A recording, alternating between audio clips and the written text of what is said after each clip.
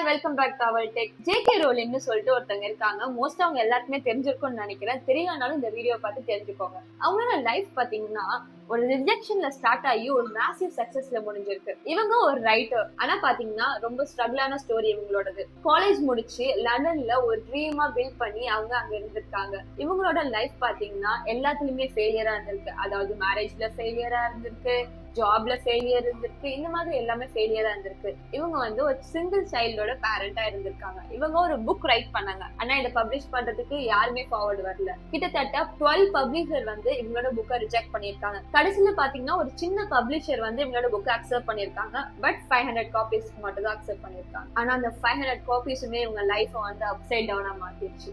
அந்த புக் தான் Harry Potter book. அது லான்ச் ஆனோடனே வேர்ல்டு ஃபுல்லா சென்சேஷன் இருந்துச்சு.